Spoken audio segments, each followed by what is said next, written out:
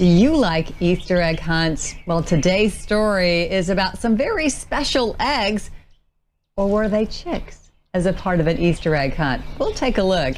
Hi, welcome to Storytime on the Back Porch. I'm Lisa Spencer, and these are my furry friends, Lucy and Lila. Today's story is the legend of JellyBean and the Unbreakable Egg by Joe Troiano, and the pictures are by Susan Banta. Let's see if we can figure out who JellyBean is and what is all this color about right here with JellyBean and the Unbreakable Egg. It was just before Easter on Holiday Hill Farm when 5 little chicks hatched in back of the barn. First came Rose, then came Violet, next Lily came along, then Daffodil and Tulip, and then something went wrong. One little chick, chick number 6, couldn't get out of her egg. The shell was too thick. She tried every trick that a chick knew to do. She tried and she tried. The others tried too. They pecked it, they poked it, they gave it a whack, but that unbreakable egg just wouldn't crack. So they begged and they pleaded, they started to shout, but that unbreakable egg would not let her out. Then the farmer came in and took chick 6 away with the rest of the batch that hadn't hatched that day.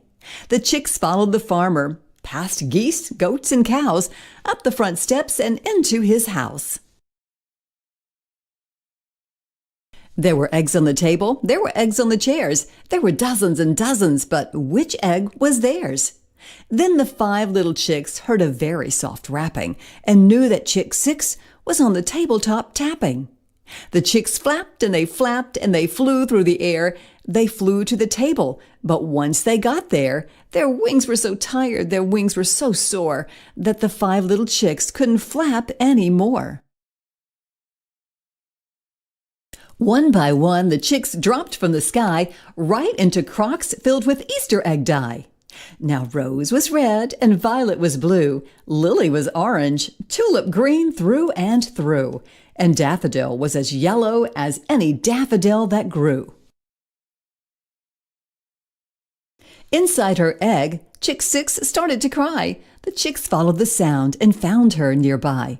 They attacked from the front, they attacked from the back, they attacked one by one, they attacked in a pack, but that unbreakable egg still wouldn't crack. So they rolled it off the tabletop and watched it drop. They were sure it would crack when it smacked on the floor, but it didn't. It just bounced and bounced right out the front door. The sun was setting and the barnyard was calm. Mothers and babies were snuggling all over the farm. The chicks realized, watching that egg roll along, they had been going about this entirely wrong. Instead of whacking and smacking and attacking that egg, they should have been hugging and holding and hatching that egg. So these birds of a feather all huddled together to keep chick 6 and her egg nice and warm. Then it started to drizzle, and the drops that fell made the dye from their feathers drip onto the shell. And the pattern the 5 different colors created made that unbreakable egg look decorated. And on Easter morning, with the sun shining bright, the 5 little chicks woke up from the night. There were colorful pieces of shell on the ground, but where was chick 6? They looked all around. Then out from the shadows stepped chick number 6, and her feathers were a wonderful, colorful mix. They were red and blue, yellow, orange, and green, so the chicks named chick 6 JellyBean. The chicks marched through the barnyard, proud as could be, with JellyBean in front chirping, "Come on, follow me." Every animal on the farm joined in the fun, and it was the best parade ever, the very best one.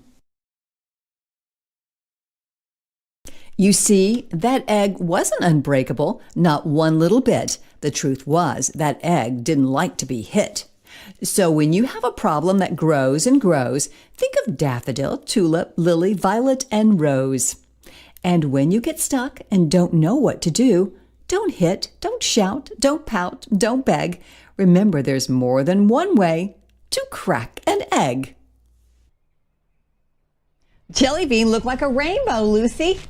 Would you like to be a part of that parade, Lila? That was like a barnyard parade, wasn't it? I like this story. The legend of JellyBean and the Unbreakable Egg. And who is JellyBean? A little chick, of course. I hope you'll join us again for another story time on the back porch. Be sure to subscribe.